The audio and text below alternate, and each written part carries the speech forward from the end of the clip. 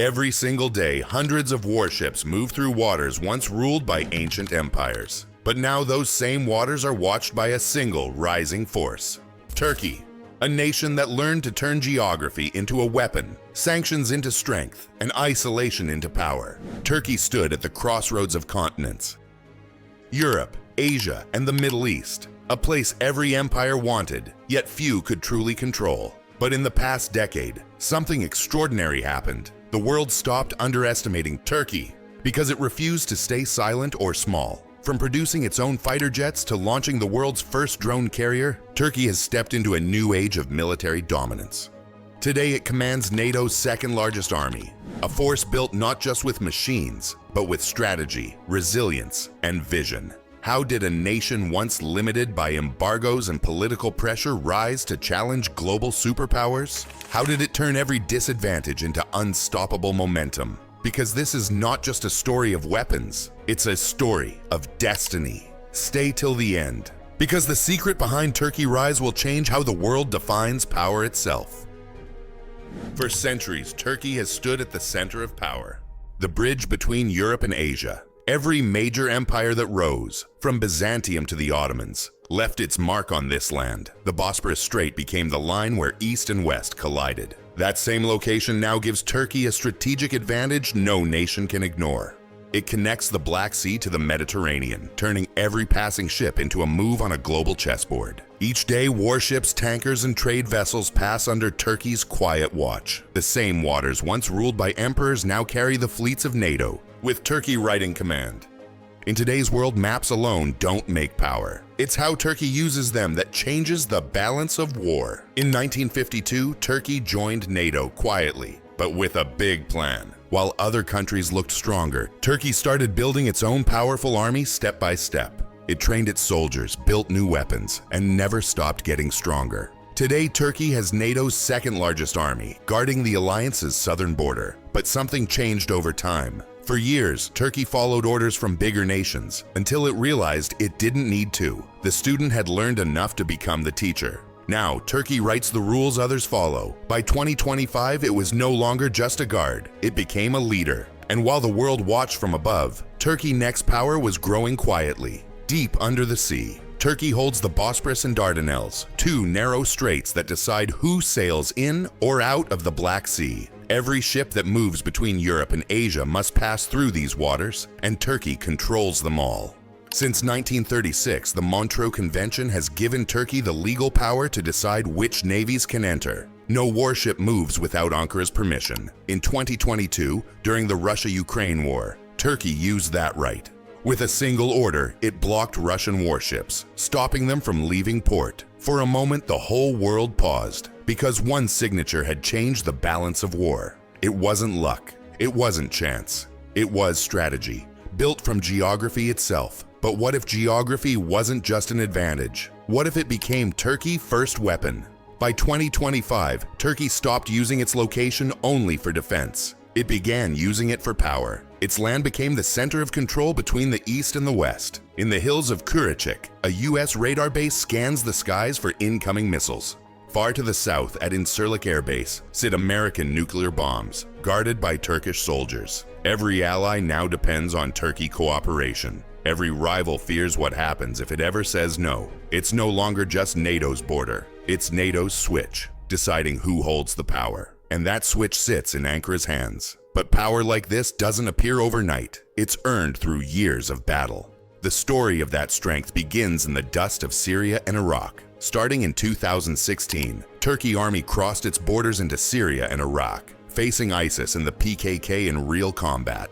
These weren't drills. They were life and death battles fought in deserts, towns, and mountains. Each mission taught Turkey soldiers how to fight smarter, move faster, and strike first. Years of war shaped an army that didn't just defend, it dominated. In those battles, Turkey turned its drones and electronic systems into deadly tools of precision. While other nations tested weapons in labs, Turkey tested them in war zones and won. The lessons were written not on paper but in blood and experience. And soon, the world would see that power moved far beyond the Middle East, because the next battlefield was waiting in Libya.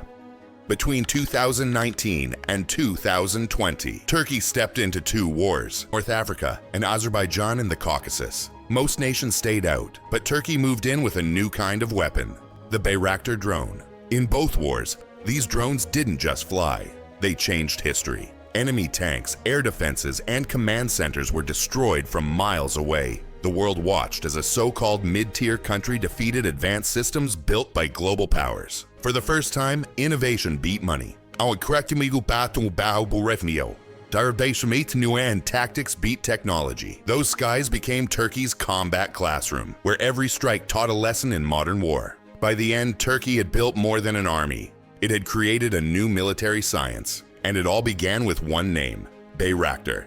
It began inside a small workshop in Istanbul, where a handful of engineers dreamed of building something the world said they couldn't.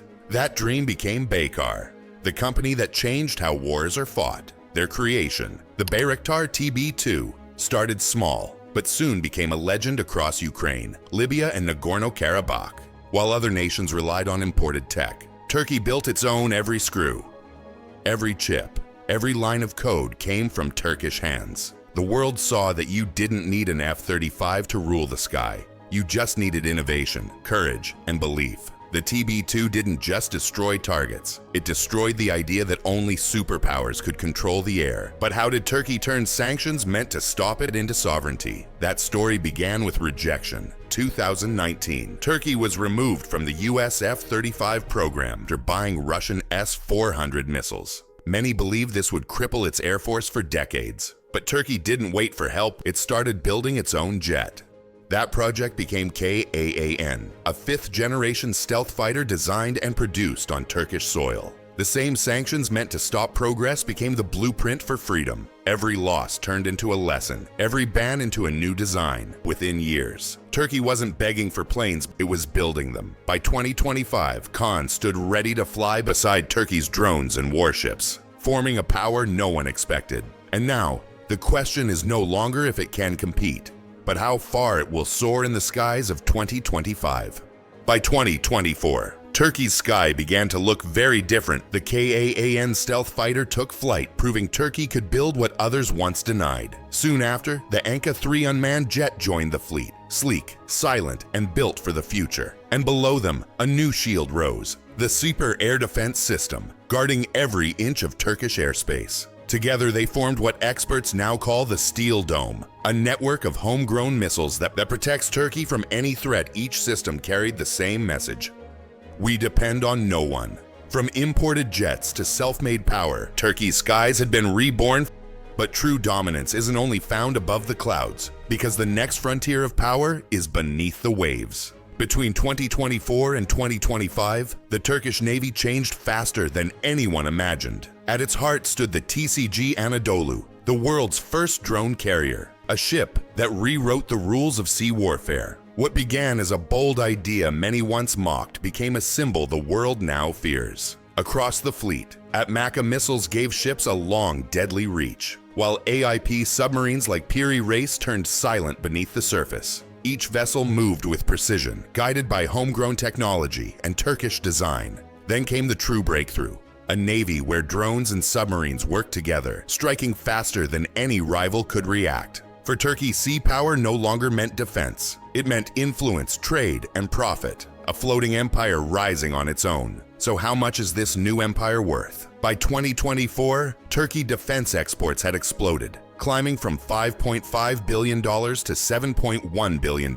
in just 1 year. At the center of this surge stood Baykar, earning over $1.8 billion and exporting its Bayraktar drones to more than 30 nations. Each drone wasn't just a sale, it was a statement of power. Every delivery built new alliances, opened new markets, and spread Turkey influence far beyond its borders. Meanwhile, Aselsan, Turkey tech powerhouse, reached $1.5 billion in defense innovation, from radars to air defense systems that rivaled the West. Together, these giants turned Turkey defense industry into a global brand. What once depended on imports now fuels its own economy and others. But influence doesn't stop at trade deals. Where does Turkey extend its hand next? From Somalia to Qatar, Turkey has quietly built a web of military bases that stretch across continents. In Somalia, its largest overseas base trains local forces and secures the Horn of Africa. In Qatar, a powerful naval presence watches over the Red Sea and Gulf trade routes. Together, these hubs project Turkey's reach from the Mediterranean to the Indian Ocean, farther than ever before. But these bases do more than defend. They also guard Turkey energy routes and offshore interests. Yet power spread too wide can invite risk. How does Turkey balance so many fronts through diplomacy? With danger, Turkey walks a thin line between Washington and Moscow, close to both, controlled by none. It talks to the United States, buys from Russia, and trades with everyone in between. Each move keeps both sides guessing, never sure where Ankara will turn next. What others see as risk, Turkey sees as balance, a way to turn neutrality into power. By playing both sides, it became the bridge and the broker, shaping every deal around its own goals. But this kind of power needs fuel, and not just military. What's really driving this massive machine?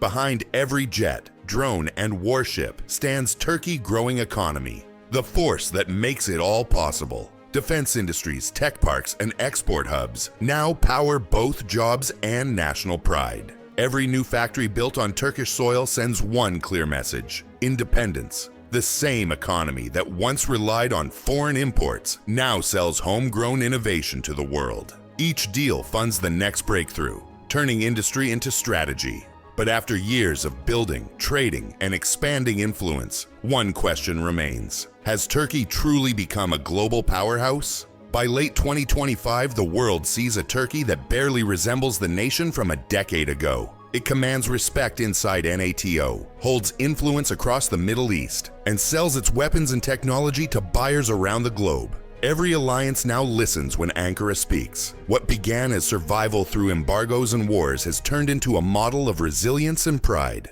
Each success came from a simple truth: Turkey refused to be defined by others. While the world built weapons, Turkey built willpower. Its strength isn't just in steel or missiles. It's in the mindset that never gave up. From drone carriers to stealth jets, every machine reflects that belief. And now the nation once overlooked stands shoulder to shoulder with the powers it once feared. But what exactly was that secret formula all along? Turkey's greatest weapon was never its drones, ships, or jets. It was its refusal to depend on anyone. When the world tried to isolate it, Turkey didn't fall behind. It built its own path forward. Every sanction, every embargo, every door that closed became a reason to create something new. The penalties meant to weaken Turkey instead pushed it to build a sovereign war industry, one now studied and copied worldwide. Factories rose where imports once ruled. Engineers replaced suppliers. Innovation replaced permission. And through that transformation, Turkey discovered the one thing that cannot be bought: